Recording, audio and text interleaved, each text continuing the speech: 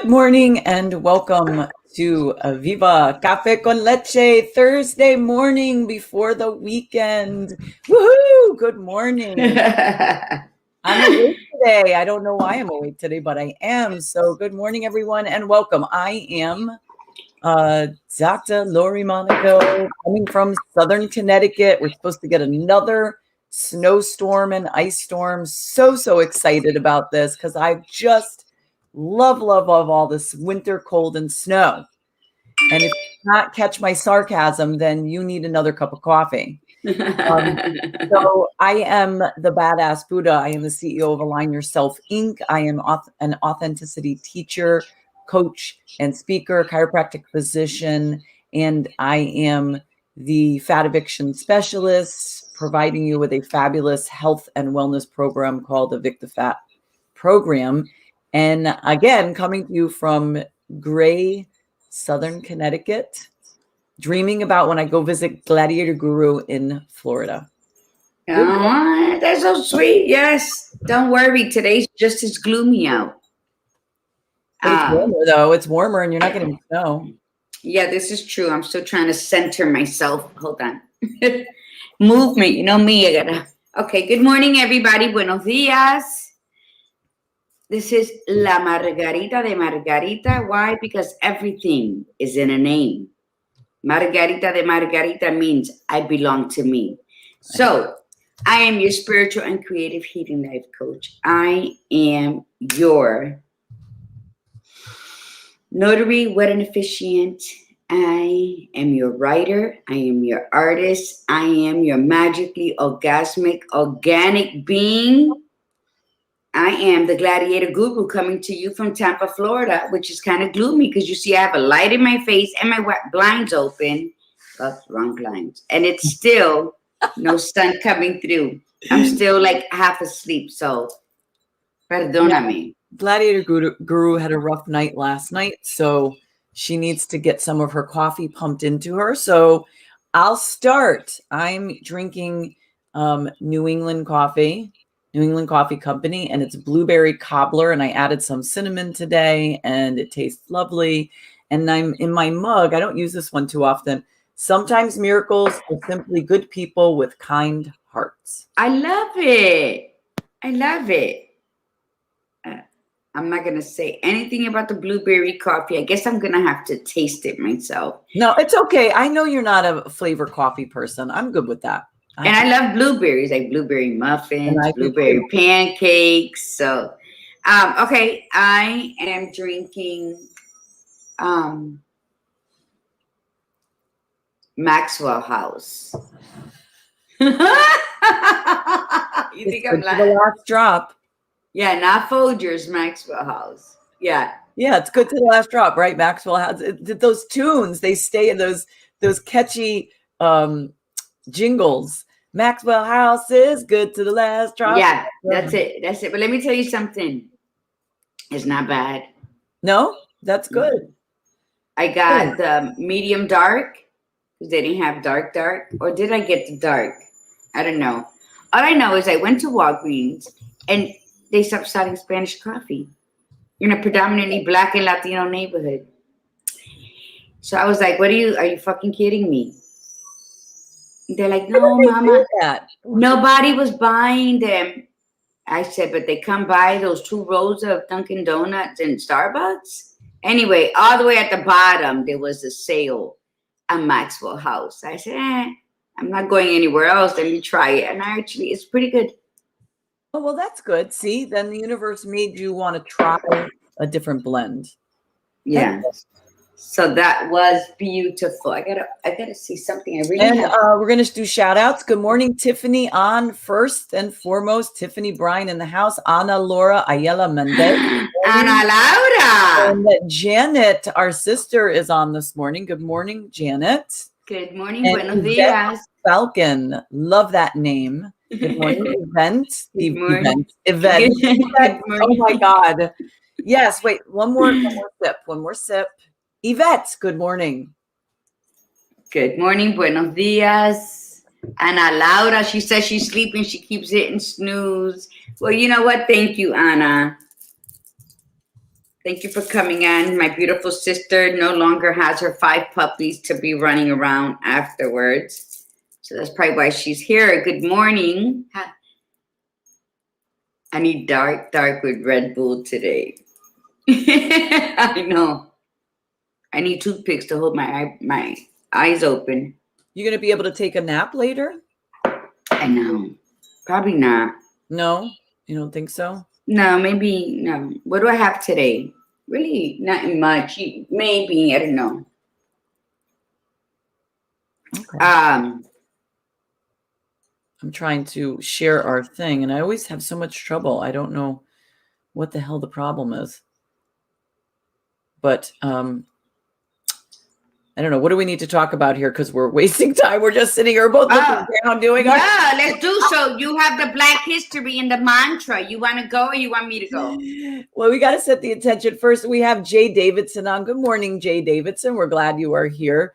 So, no, you go with the intention first. Unless you are not ready, then I'm more than happy to go first. I'm ready. All right. My intention is when you close your eyes and you say to yourself, my energy flows where my purpose goes. Deep breath. Exhale. My energy flows where my purpose goes. So if your energy is knocking head somewhere, you took a wrong turn. U-turn time. Unless you have to knock heads a little bit today. I mean, we're not judging in a way, right? You never know. Sometimes you have to knock some heads, right? And my quote, my Black History Month respect, the Black quote is, dream like Martin, lead like Harriet, fight like Malcolm, write like Maya, speak like Frederick, dare like Shirley, think like Garvey, reclaim like Maxine, educate like W.E.B., challenge like Rosa, and inspire like Obama. Oh, I like that. Who said that? Did you make that one up, or is that? No, that's, I wish. It's actually a slogan t-shirt you can buy. That's an amazingly powerful quote because we're saying, because it is so, it captures every bit, like every powerful player that made a massive mark and a massive difference. I love that. I love it. In fact, I think, you know what you do, Gladiator Guru, at some point today, post that on the Viva page. That would be absolutely fabulous. Okay. So mine is, okay, so the quote is from Shirley Chisholm. If they don't give you a seat at the table, bring a folding chair.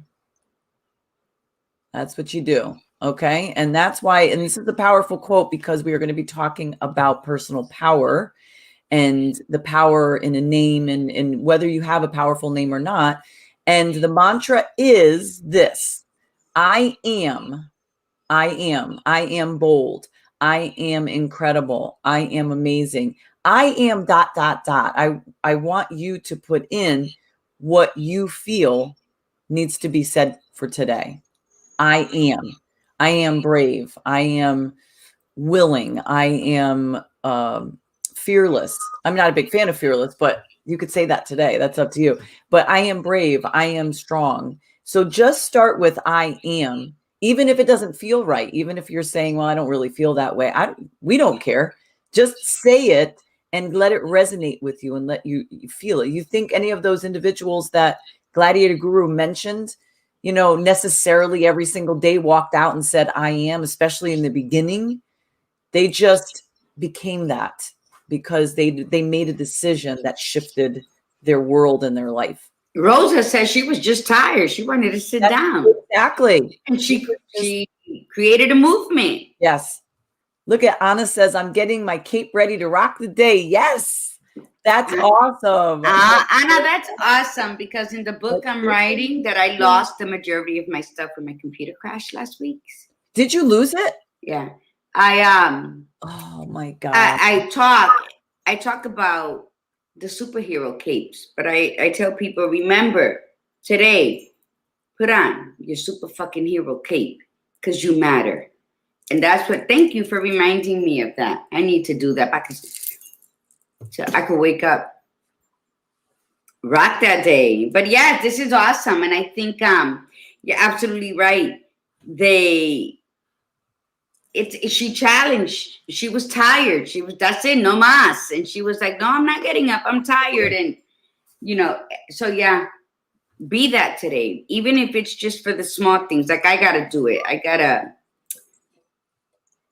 wake up, put firecrackers up my ass or something this morning. I gotta do something. But yeah, here we are, and we are legend, right? And every point, at some point in our lives, we did something that's legendary. Yes. I would love to be that fly in the wall at my weight just to hear what people are going to say. But, we are all legendary. I don't know if anybody's read the book Tuesdays with Maury.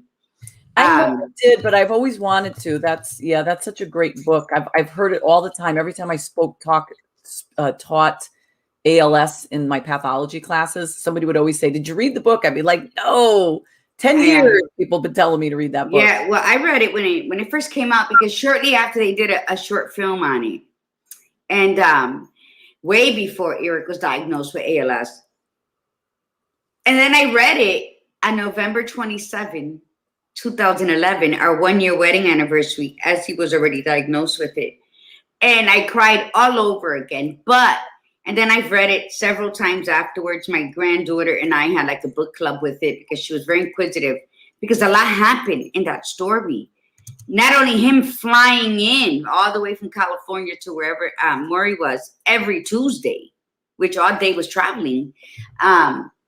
Maury did a wake, but he was alive.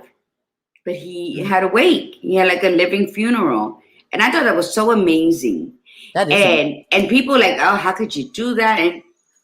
And the thing that's amazing about it is I learned from that. And you know how when somebody dies, they do a DVD video of all the pictures with the loved ones? Well, I decided to do that before Eric passed away.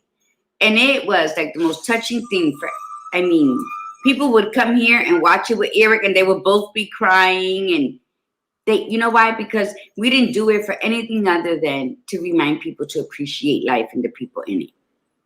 That's what it was about. And that's what I got out of Maury. So we are all legend. Even if we think we're doing something because, not even to be kind, but just because it draws us, because sometimes our spirit drives us, then do it, because you never know whose life you're touching in the interim of it all. And good morning, mi gente. I'm waking up. You're coming out of your shell. We can hear it. We're all very excited about it. So speaking of our topic today, so just to remind everybody too, that if you know anybody who wants to be a guest on the show, email us, vivacafeconleche2@gmail.com. We have a little thing that we schedule you with and we interview. And if you want to be on the show, that's great. If you know somebody else that would be perfect for the show, forward the email and they can just, or we'll put the link. We're going to start putting the link up on the page, and you guys can just share the link, and then they just click on it, and then they can schedule an interview with us, a pre-interview. But so in one of my networking groups, I do this a lot, and I throw out the link, and we got someone that came on and wanted to schedule something. So the intriguing thing about our guest today is that is her real name. Her real name is Legend. And so, of course, the moment that Gladiator Guru and I knew that this was her name, the juices started flowing, and we're like, oh my God, this is this would be a phenomenal individual to have on. Not to mention that, just to give you a little quick, short background, she's from the US, but she's actually schooling in England. She's going to be a veterinarian. And so just that right there says a lot about the individual, where, it's tough enough to go to school here, but then to actually reroute yourself and go to a different country and just live a different life. And, you're very oddball out in a way. Mm-hmm. At the same time, it's exciting, So we thought that this would be a great play on her name, is to call, and the movie, I Am Legend. And the big focus today is owning our greatness, no matter what our name is. And we're going to focus on in the beginning about, we're going to talk to her about her name, and we're going to talk about if a name can set a tone, good or bad, positive or negative, for an individual. And then we're going to go from what creates our greatness. Of course, we've had these conversations before on what creates our greatness, but we're going to, really dive into it again, because you cannot hear this enough. Gladiator Guru and I talk about this all the time, and the more you hear it, the better you get at it. So that's why you can't hear it enough. You can't. Anybody who knows me knows I don't play with my name. It's strength. It's beautiful. Good morning, Kimberly. Go ahead. Good morning, Kimberly. So let's get Legend on. And here we go. There she is. Look at how nice she looks. Good morning, Legend. Good morning. It's actually Good morning, ladies. midday over there, right? You guys are 6 hours ahead? 5 from Eastern Standard Time. 5, So it's okay. about almost 1:30. That's right. Okay. So Well, this is good morning. Glad that you are here. And so we caught her on a good day because she was available to us. But if we had put her out any further, you would have been doing like almost like clinicals, right? You would have been not available. So this is good. So welcome, welcome, welcome. Okay, so go ahead and talk to us about your name. And are you an only child? Do you have siblings that also have great names, or? Well, all this kind of fits together in one little story. So first of all, Legend is, like you said, my first legal name. It's real, because that's the first question I get all the time. Is that a nickname, or is that real? Or especially on Facebook. Facebook, for some reason, won't let me have Legend as my name, so I have to use my middle name on there. I don't know why. I'm like, there are a lot weirder people with weirder titles out there. I'm like, what's wrong with this? But anyways, yes. Like that. That's not fair. I know.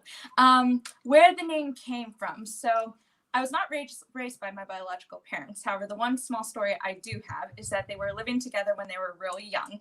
They also were planning to get a cat at the same time. My father apparently is in the shower and my mother is in the living room, and she yells in, "Hey, how about the name Legend?" He comes out 15 minutes later and she goes, "So do you like the name?" He goes, "Yeah, I think Legend's a great name for the cat." I was talking about the baby, and I still ended up being Legend somehow, so the name stuck. And in terms of siblings, how I view my life right now and the people who are important and who raised me and who I consider family, because we all know family does not have to be blood-bound characters who are in your life. Absolutely. Yeah. To me, no, I do not have any siblings. I consider some of my very close friends would be considered siblings, if anything, but biological siblings. Actually, in real life, yes, because both my biological parents I know have new lives and everything, and that's fine. I respect that, and I'm proud of them for doing that, and that they're happy. But in my life, no, not directly. Hey, listen, no judgment here. Believe me, we've had numerous conversations on this very, very topic, and we all have family members that we wouldn't even be friends with if they weren't related to us, and prefer not to be friends with. So Gladiator Guru and I have had conversations about this, so no worries. Okay, so how challenging was it to live up to that name? You must have. Did you get sort of teased about it? Did they like make comments about it as you were, growing up? If we want to go way back to like my childhood into my adolescent days, it was like a combined teasing and a combined expectation, because again, first question all the time is Legend. That's different for sure. And then a couple nicknames I remember, like I did like band when I was younger. My director started calling me the legendary Miss Thurman. I'm like, where did that come from? I am like a middle school child. Like I haven't done anything yet to my knowledge. But then because I always had the personality and mindset of working hard and I've had goals for a long time, I think some people would kind of associate the name Legend with, the name Legend with like high achiever, goal setter, or brown noser in some cases, because when you're young, if you do anything or are kind to people or work hard, it's for some reason a lot of people can look on that negatively, which did happen at points. It still happens today. That can happen as you keep going out through life, getting jobs, working with different people. So that's at least some of the experience I had. That experience is with anybody, and I would imagine that with a name, when you have a very powerful name, there is an additional expectation, like you said, and people would probably use the people who have a scarcity mindset, the people that are very negative, very mean, very miserable in their own lives, basically, they would have, they'll be the first person to throw your name, throw it into your face if you're not fulfilling those expectations, or you're not like, oh, legend, oh, you have a lot to live up to, or, you know, it doesn't look like you're living very legendary, or whatever. Like, there's smart ass type of comments, you know. And I think that might be one of the challenges with individuals who have such powerful names like king or queen or princess. I went to school with a chiropractic school with a girl named Princess. That was her first name, you know. And the interesting thing was, like, so princess, what does that invoke in you? And when you think of somebody, oh, they're called, oh, if somebody says, oh, you're such a princess, it's a negative. It's a negative connotation. So like, they're spoiled, they're bratty, they're blah, blah, blah. And at first, she was an underclassman. I didn't really know her very well, but there was that's what I heard. I heard she was kind of like that.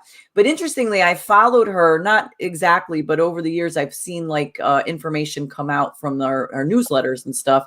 And she's this very great professional chiropractor that's just, you know, and she's given back to her community. And she's like, so we have these expectations sometimes with a name that could be, quote, powerful or different. But even like Margarita, it's, you know, what does that invoke in other people? Oh, well, it depends. If somebody thinks of it as a more like exotic, beautiful name, then they'll view her as that. But if somebody has a problem with Latino people, then they're going to be like, oh, she's Latina, you know. I mean, so it can set a tone, and then it's up to us to change the tone. Yes. Check them at the door, because powerful names, especially names that they can't say, like if they feel like they're superior to my race, because that's what I've experienced. Then they're like, oh, what's the difference? It's a margarita. I think I'm going to have one after work. Well, that's very where I want to reach out and rip your throat out, because that's very disrespectful. What they're saying is, I don't care about your name, and I'm not going to say it correctly. But having a name that's out of the ordinary, you know, it is where people make quick judgments and assumptions of us, so they could know where to put us. Because it's who we are, right? It's a powerful name. It's who we are. So people don't want to meet us halfway with it, regardless of what it is. So they'll make fun of it. I'm like, yeah, get it right, or don't talk to me at all. Have you found, Legend, that it's helped you more than it's hindered you? Yes, especially going from the transition of like from high school into undergrad and then now into graduate school, or veterinary school in this case, very much so, because I'm now in a point in my life where, yes, it's the name I was given at birth. And a lot of people, like you were just saying, like our names therefore are defining us, or they're setting expectations or labels in that case. No one else defines your name and who you are except you. That's correct. We keep our subconscious open all the time to all these negative connotations coming in from all different directions. And I think at the same time, we forget that all of that is just all this energy coming in that we don't need half the time. If it is negative, it can be positive as well. But the only person who can truly define ourselves and what we do and our purpose and where we're going and who we are is ourselves. And I've definitely discovered that. I didn't always think that way. And there's still bad days, again, where I let other people's influences or ideas or what they think influence how I look at myself. But I'm learning that, no, I am the only one who defines who I am and where I am going, and no one else is allowed to. I only let it hinder me if I let them do that. So correct. I can say no and push it out. Well, the tribe loves your name. The Michelle Houston, I love your name. Iritza, people called me Ritza Cracker from Iritza. Oh, Ritz Cracker, I gotcha. Kimberly Sanchez, I love her name. Very strong, very profound. And Tiffany Bryan, powerful name for a powerful person. I love your name. So this is, I think, I would imagine that more people are fascinated by your name. But then there's always those people that would be like, let's see what happens. Let's see what she does. Let's see if she lives up to the name. But it sounds like you are up for the challenge. Like you're just bring it on.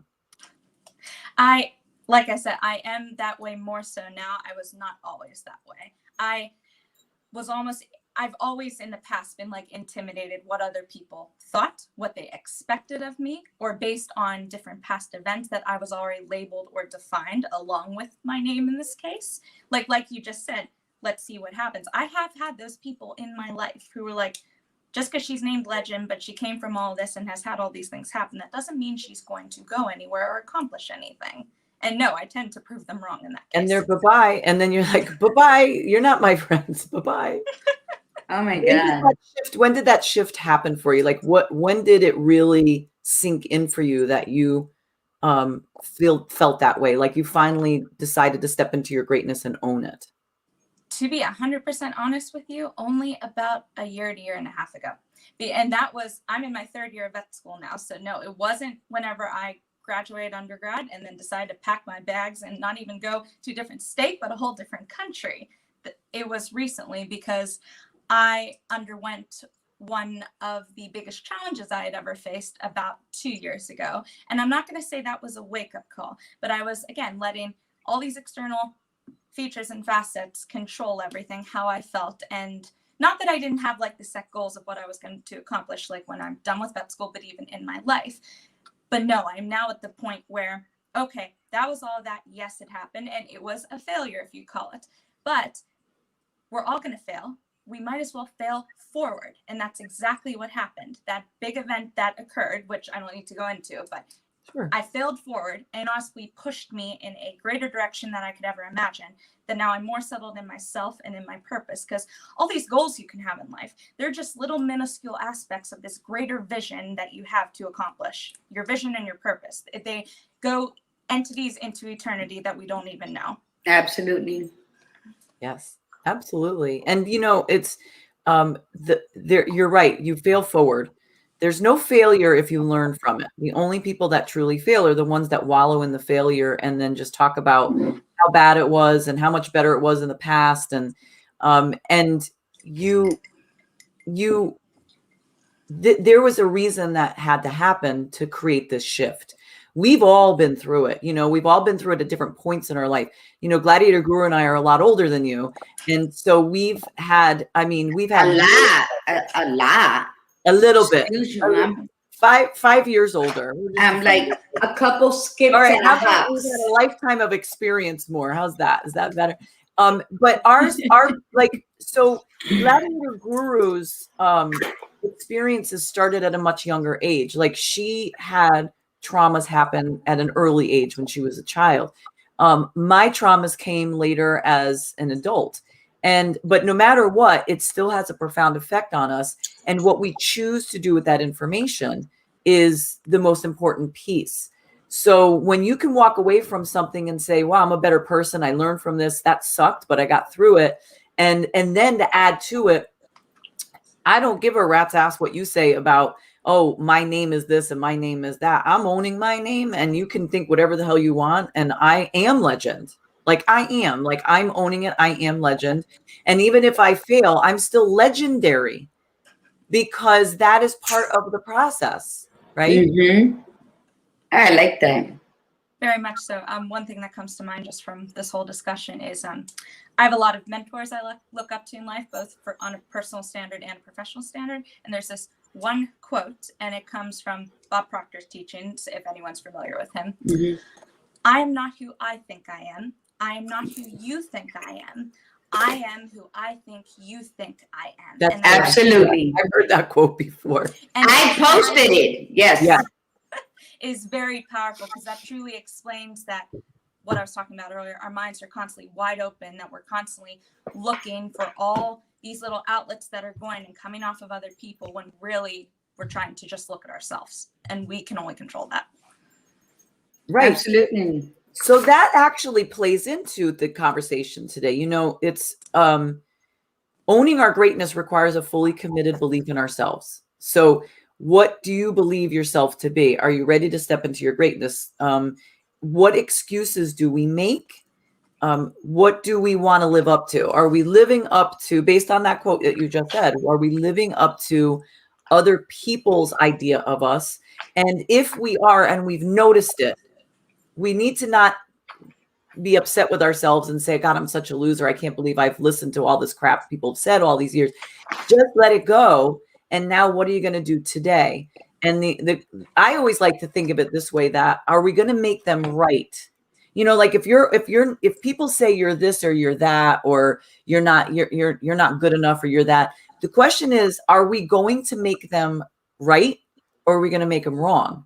And it is up to us. If we make them right and we buy into it, then we're doing exactly what that quote said. So the question is, ladies, what do we do? First off, what do we need to tell ourselves? And then what do we need to do moving forward? Go ahead, Legend. Oh, sure. Here's the thing. I think the first thing you need to do is, and this is actually probably the hardest step, is defining your purpose. Because that is a very big, broad question. What is our purpose? Our purpose in life, our purpose for ourselves, how we're going to impact other people. Once you define your purpose, then you are able truly to study and work on self-growth and look at yourself.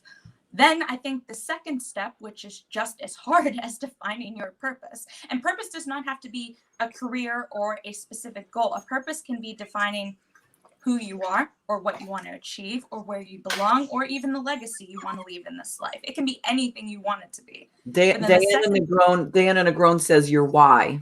That's what she's saying. To find your purpose, you say what your why is. Yes, what your why is. The second thing is you have to look at your self-image, which I know probably for every single person on the planet is something very hard to do. It has been challenging for me, or my whole life at least, because I think when we look at the word self-image, everyone goes immediately towards the external. And then if they're trying to help themselves, or if they're feeling bad, then they look at the internal qualities. But your self-image is actually everything blended together and what you put out into the world. It is not just one thing. And I am definitely one of those people who has gotten stuck on the external factors in my life, and I still do, and it is a challenge. But all these things combined, I think that's what we need to put out and start asking ourselves all these questions. And these things are not going to happen overnight. You're not going to get these answers by the time you wake up tomorrow. Your whole life is a constant journey of self-growth and studying yourself, finding your purpose, accomplishing it, and failing. Like I mentioned too, the only way you're going to get somewhere is doing all of these things. And at the end of the day, having the right people and the right environments to support you in this case. And I think a lot of people forget that. They settle and think, I only deserve this. Again, going back to another famous quote, we accept the love we think we deserve, the career we think we deserve. I cannot get to this level because I just can't. I've been labeled all these things. I don't have the resources. I'm not smart enough. I'm not wise enough. I'm not this, aka all the excuses we make over time, when really, like you said, Ian, we all are powerful. We are all completely powerful. We already have all the answers inside of us. It is just taking all these things and actually going out and doing it, and finding the will and the spirit to actually go out and do them. And that is the hardest thing of all of it. It is. But that was perfectly said. I agree with you 100% on everything. You know, the external, I think society makes all women, unless you have a flat stomach, a firm ass, and pointy tits, you're going to always feel that way when it comes to the external part, because society tells us that's what makes a beautiful woman, right? Let me tell you something. I've met a lot of bodybuilding, fit, washboard, tummy men who like, you know, the pretty, hot and tempting, chunky little girl. So it doesn't matter, right? It really doesn't matter what anybody thinks. They're their thoughts. It's their issues. And that's what helped, like, get further in life. That's what would help you get there. People and their issues. It's like, you have an issue today? Call me when you don't. It's not about you. It's so funny, though. You just mentioned how, like, you use the example of, like, bodybuilders and everything. I always thought that too, like only there were certain sectors of society who, again, thought a certain way, went after certain people, if you're along those lines and everything. But what I've actually found from getting to know, again, the right people in my life is that even those people who fit the perfect image of society and everything else, at least what's been laid out for us, they have their own inner struggles as well. Oh, yes. It is not just us. They very much do. And please, most of society is fucked up. Let's be realistic. I mean, that's the best way to think of it, you know. Unless you're a newborn, an infant, you know, to 7, 10 years old, yeah, you deal with. I think at the age of 7 is when you start absorbing your parents' fears and insecurity. So then you don't see the magic in your imaginary friends or stuff like that. But yeah, you're absolutely right, Lori. That was a good one. Everybody is. If someone says I'm the most secure person you'll ever meet, I'm like, who's your psychiatrist? And what pills are you taking? Yeah, like, can I get some? Because that's into yourself right now. That's a phenomenal opening right now. I want to walk in the room and says, hey, but yeah, you're right. And I think when we go through life, it's self-love, self-trust, self-compassion. That's what get us without kicking in doors. That's what makes us stroll in and show up for ourselves. And you're right. I write in my book, I write a lot in different pieces that it's okay to fall 7 times. As long as you rise on the 8th like a phoenix. I just have to read what Elitza wrote. She says, I never like chubby guys, tall and skinny, don't want anyone bigger than me. I'm the special fluffy one. Yeah, she is like that. Oh, that's so funny. I love it.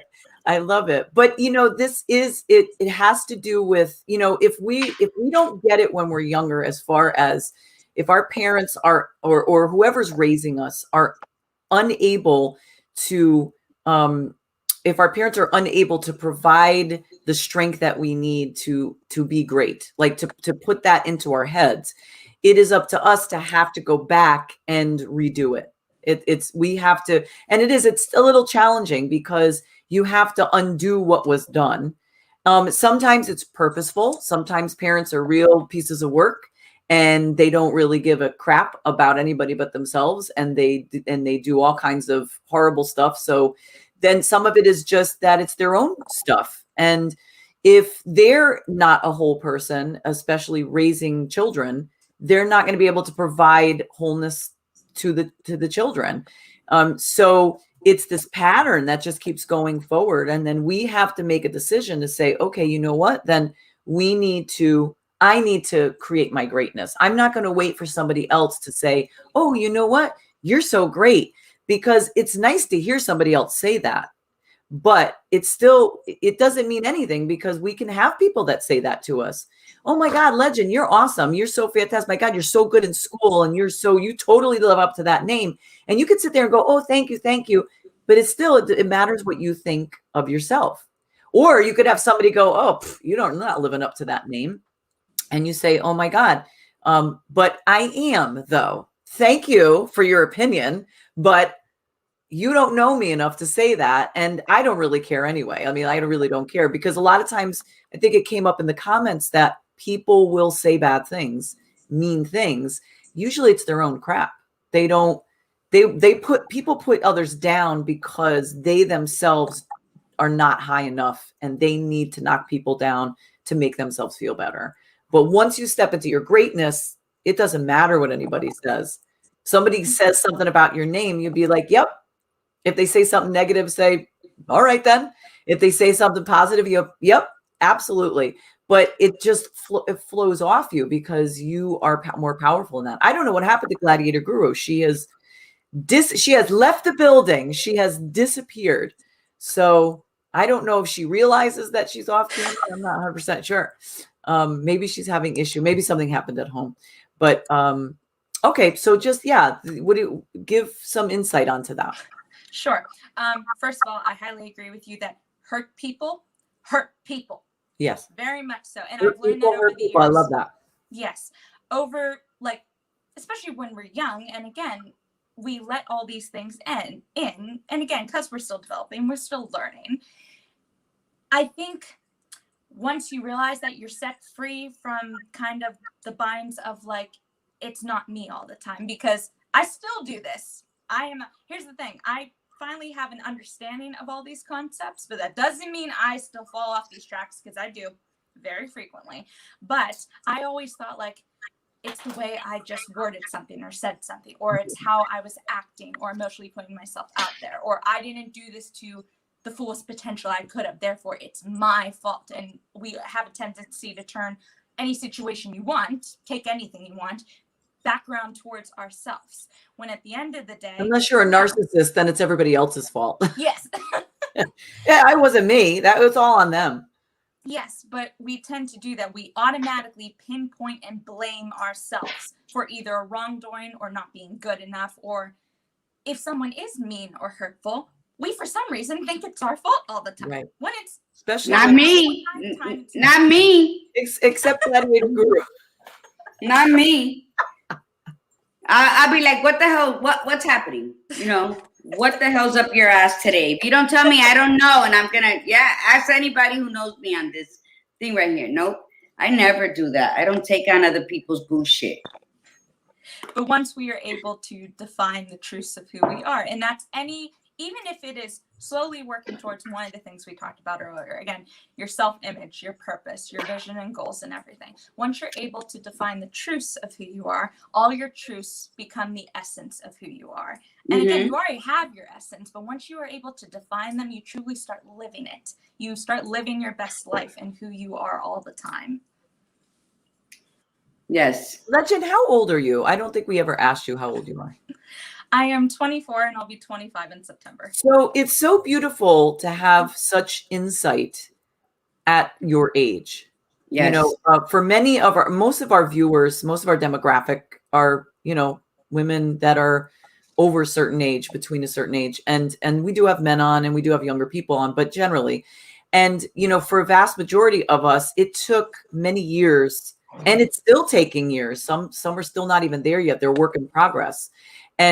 But it's taken so long to step into that, to like really, I mean, I've stepped into stuff, but it wasn't greatness. I mean, over the years, I have stepped into a lot of shit, but it was not, and it definitely wasn't greatness. So it took so many times. So I was waiting for you to like respond. I'm like, God, nobody's like laughing at it, you know? So I mean, it took me so many times to just hit a low point, hit so many things. And to the point where it was like, for God's sakes already, like wake up. And it took me to wake up at 45 to be so low that I was I was thinking about killing myself, because that's how low I was. That was a viable option for me. At 45, when people hear, oh, people like to think about suicide when they're in their 20s or teens, it was like, no, I had it because I was overwhelmed with my bad choices. Yeah, there were other people involved and there were other parties, but in the end, I knew that the reason I was where I was had to do with my poor choices, because of who I thought I was. And what I was really was insecure, and I had no idea what my passion and purpose was, because I let everybody else dictate it. So once I came to terms with that, that's when it flipped. And so that's when I decided to own myself and say, F you, F you, F you, definitely F you. And I am stepping into this, and I don't want to hear I'm 45, actually 46 by the time I got out of the depression. So it's like, I don't want to hear that. I don't want to hear somebody say, oh, well, you're in your 40s, you're older. I didn't want to hear anything, because I was so on fire about becoming me. And now I'm 51 and still working to get to the next level. And so I don't want to hear anybody say, oh, well, you're 51, you're not quite there. I don't care. I mean, I don't care. I'm definitely in a better place than I was when I was 44, or the beginning of my 45th year. So I'm in a better place. So but it's beautiful when we run into, women and men that are younger, and they've already started figuring this out. They've hit their rock bottom once, or they've hit that defining moment once, and they said, that's all I need, rather than some of us like me hitting it over and over again. I hit a rock bottom at your age, and I married the asshole instead. Like, instead of like saying I need to get the hell away, this is my rock bottom, I married him. So it's like, okay, you know what? I didn't learn something. I didn't have enough. That's how insecure I was. So it's beautiful that you are there. Yes. And you bring up a really good point, like with the age and everything. Like you said, some people, like you said, look at suicide and depression for people who are younger and everything. We've talked outside this, I hate labels just in general, but sure. Especially with age, a lot of people think, like, use it in my perspective, you're only 24. You have so much more of your life to live and everything. However, in my mind, I'm also thinking, yes, but I've experienced so much in 24 years. And in my mind, some of it hasn't been fair, but life's not fair in this case. Sure. But the fact that so much can happen up to a certain age, there's no specific age parameter that defines when things needs to happen or we're allowed to be a certain way or anything like that. For example, like the insecurity and everything, I've been there for sure. There was abuse in college for me and everything like that. There's been body dysmorphia that I still struggle with up to now, and I'm only 24. Who the hell knows what's going to be happening by the time I am in my 40s, 50s, 60s and going on. So absolutely in that case. You're going to be fabulous. That's it. You will. You know you're growing into yourself. Sometimes it takes all of that to create the legend you are going to become. Mm-hmm. You know, sometimes it takes abuse, verbal or any other shape or form that it comes in at an early age, so that as you become unraveling yourself into your purpose, that's why I went through that. Trust me. No, it all serves a purpose. And that purpose and vision are doing all the hard work to try to quiet our minds of what's always trying to yell at us every minute of the day. Mm-hmm. Oh, That's why I keep Buddhas all over my house. People are like, you're a Buddhist? I said, I read the religion. I've learned it. I mean, books on it. I even got Buddhism for Dummies just to see if it coincided with all the real stuff I read. But you know what? But you know, I have Buddha all over my house. One, I love the tranquility I feel when I look at it. But he also reminds me to sit my ass down and quiet the voices in my head so I can listen to the sound of God. So that's why he's all over, because I'm like the Tasmanian devil. So every time I'm like, oh, Buddha's telling me something, I just chill. I breathe and I chill. And I'm always talking to God. And I'm busy. You know what busy stands for? Being under Satan's yoke. So as busy as you are, the further away from praying and praising you do, because you're so busy. Your mind is so constipated with the bullshit of the days, right? So that's what Buddha does. You're whipping them out. And the constipation, the bullshit. Oh my God, I love it. You're on. So, you woke up, Gladiator Guru. You woke up. Yeah. So what I'm saying is, yeah, it is about silencing those voices, and it's about reminding ourselves, I am not what happened to me. I am what I choose to become. That's right. That's all it is. That's right. Because we've all been through trauma, through drama, through pain, and everybody's level of it is different. But at the end, it still was painful and confusing. So you could talk to, you know, an array of people who had totally different, but the bottom line, it was painful. And, you know, and it's something that we wish that we're going to forget. But like with everything, time gets better. And we are who we are. You know, we're big titty, big ass, big stomach, flat ass. It don't matter. You are who you are. And I wish people would just take the stigma, and these women would stop like thinking that someone's not pretty because they're not skinny. Because that's the first thing they see, right? So, yeah. Go ahead. Yeditza says, I always thought I was secure. I lit the room when I walked in. I worked my fluff. But at 47, I went into the dark place. I didn't want to live. I didn't feel I deserved anything good. I could not even pray. And that, and thank you, Yeditza, for sharing that, because especially it is very challenging. Like, again, you know, I know you're talking about the label thing, but it's almost like when someone is younger and they go to those dark places, people say, well, they're in their 20s, they're in their teens, it's okay. When you're in your 40s and 50s and 60s and you get depressed and you go into a really low place like that, people don't want to hear it. They don't, I don't understand. Why are you like this? Blah, blah, blah. It's less accepted than somebody who's younger. Not saying that people who are younger that go to those places, people still get annoyed with that. But they seem to get more annoyed when you're older, because they're like, what is the matter with you? You have a house, you have this, you have that. I mean, look at some of the people that have, not that I want to make this a conversation about that, but like, what was it? The guy that we thought like the Robin Williams? No, well, Robin Williams was a different story, but Anthony Bourdain was, yeah. That was like, and in the same week was the woman that was the fashion designer.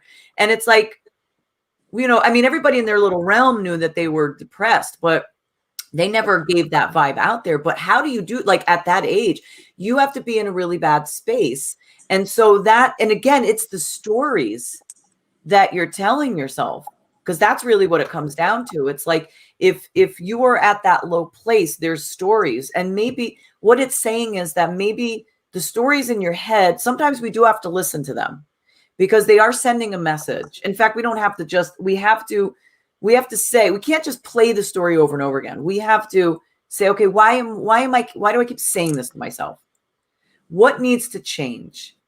Why am I in this low place? What is happening? Is there a shift here? What am I afraid of? And if I make a change to this story, how is my life going to be different? I deal with this with my daughter, who's 17.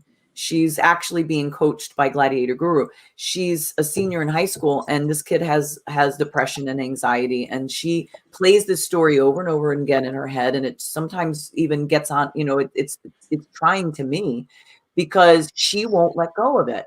And I've said it to her. I'm like, listen, you can't keep playing that story. It's done. It's over. Let it go. And you are not going to move forward unless you listen to that story and say, okay, what do I need to take responsibility for and make changes? And she's not there yet. She's not at a level yet where she's ready to take full responsibility.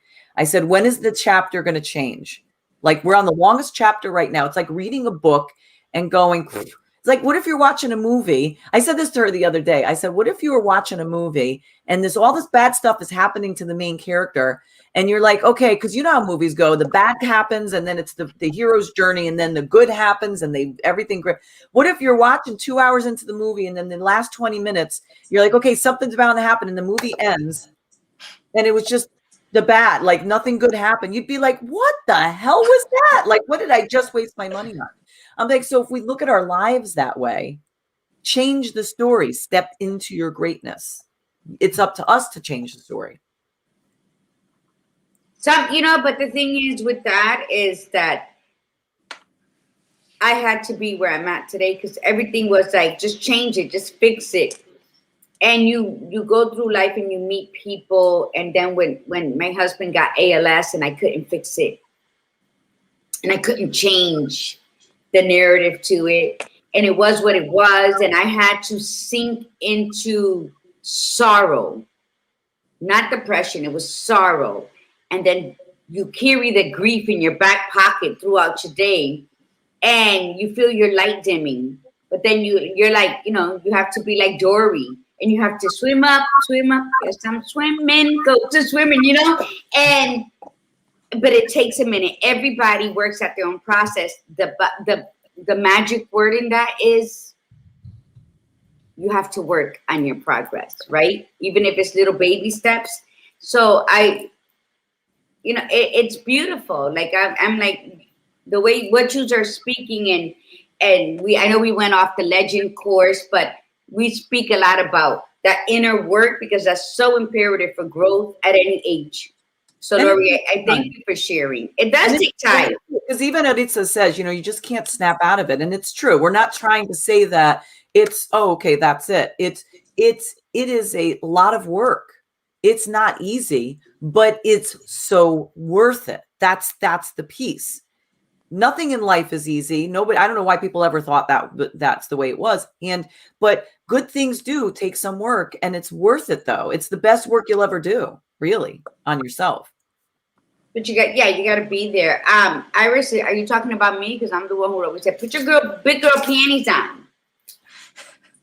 I didn't go to church with you, but we used to talk about that. But yeah, everybody, like we can start off, we could have met in a depression camp, right? But it doesn't mean that when we go out hiking, we're going to be in tune with each other's steps.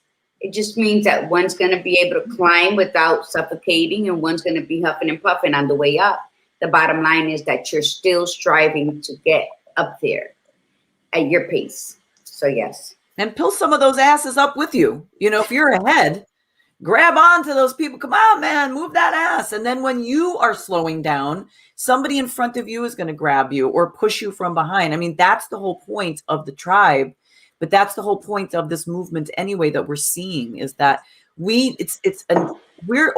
Everybody is so damn depressed, so anxious. We need to get past that, and we need to support each other.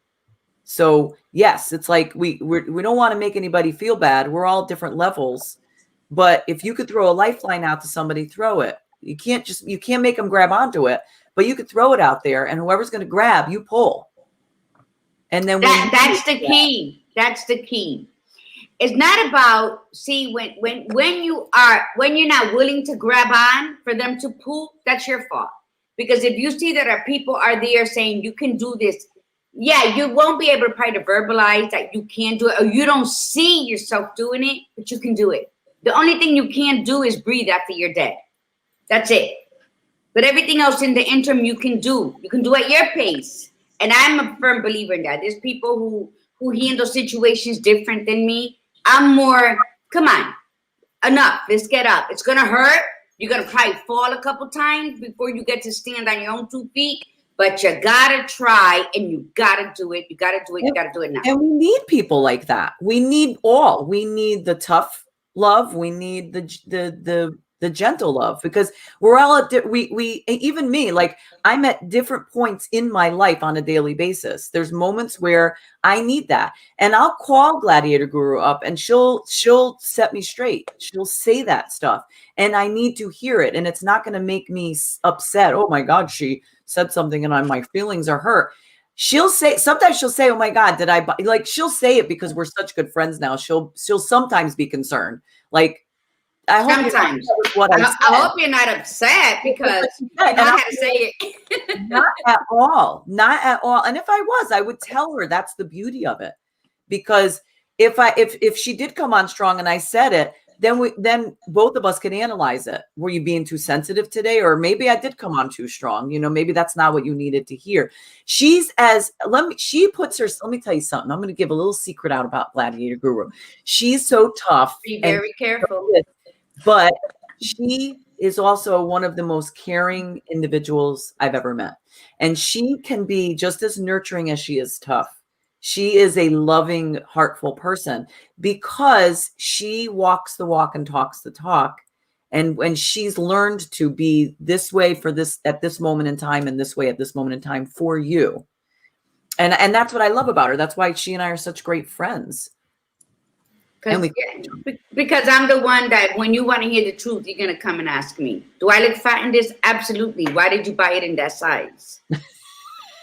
You know, do I look fat in this? And they're like, no. I said, come on. I see in the mirror how my hips are sticking out like the Muffin Man. So, you know, and that's how we do. And I love Iris. And Iris was always strong and fierce. And she was just like this happy little cherub. And then when I saw her like that, it was a whole different thing. This wasn't a client. This wasn't a friend. This was like my sister growing up. So I was like, what are you doing? Come on, do something. Move your ass. Yeah. And I'm sorry if you didn't like it, Iris, but I'm glad you're back, bitch. I'm glad you're back. Nicole Young says, nobody holding my ass. It's large. We got 2 hands, man. I'm telling you, like, there's nothing wrong with that. We've been working out.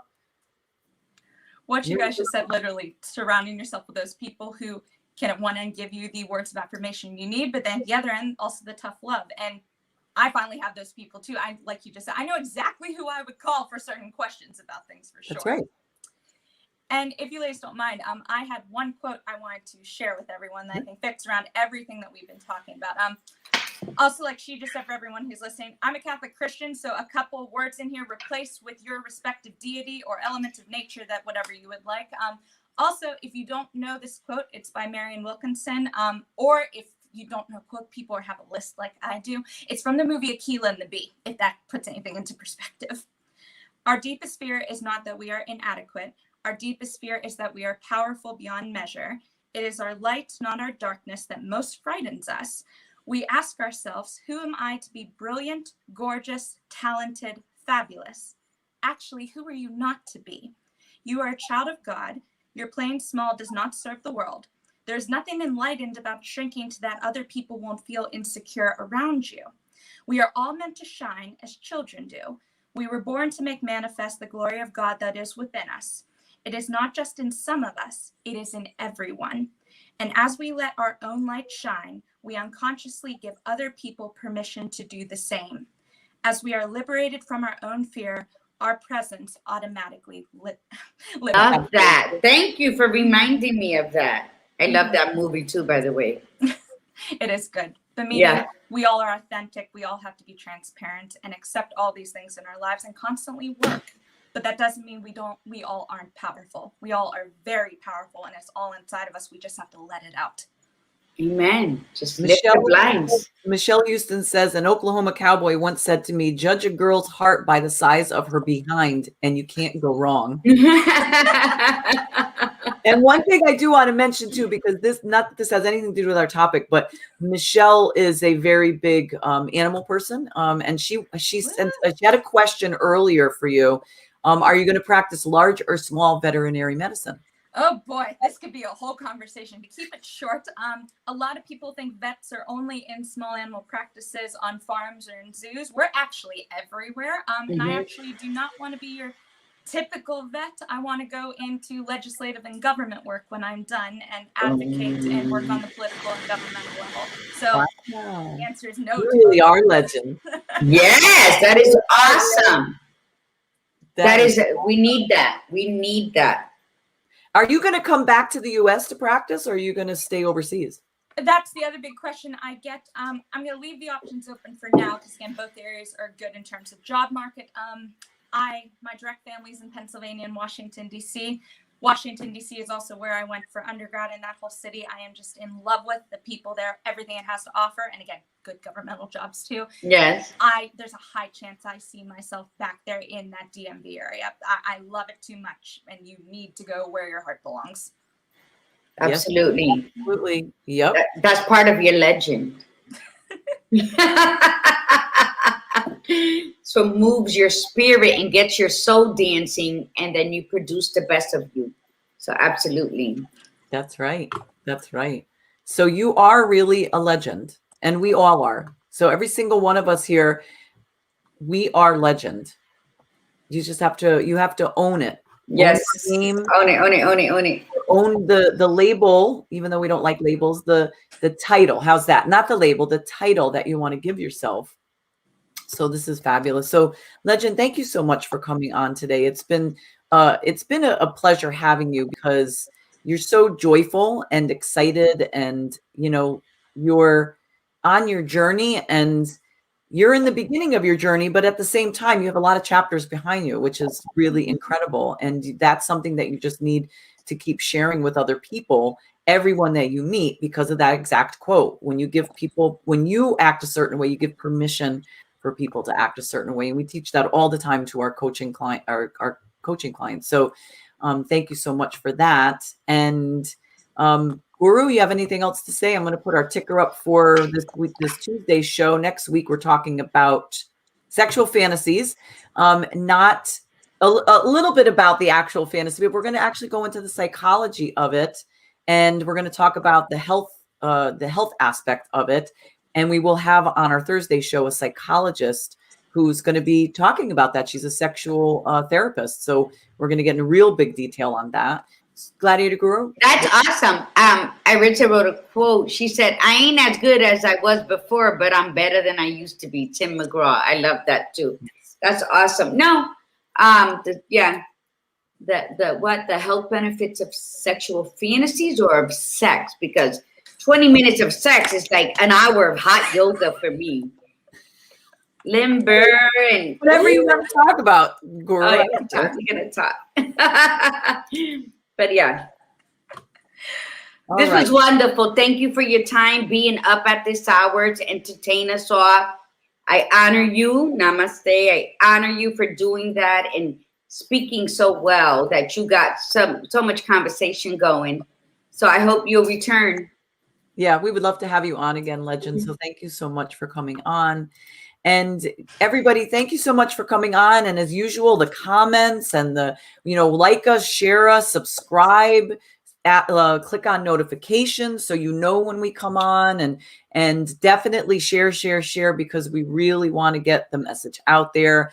And remember that you can always find us. One other thing that I wanted to add, was this, that we are Viva Moms After Dark, which is the second Friday of every month. We are available, though, all the time on iTunes and Spotify. So FM, whatchamacallit, FM, iHeartRadio, and you can Player FM. That's the one I was trying to think of. So you can listen to us anytime. And we thank you so much for coming on the show as usual. So everybody have a great weekend. And Yes. me, the Badass Buddha, remember, be you, be real, and be extraordinary. Yes, mi gente. And from your gladiator guru, remember to breathe in the beauty and breathe out the bullshit. Namaste. Namaste, everyone.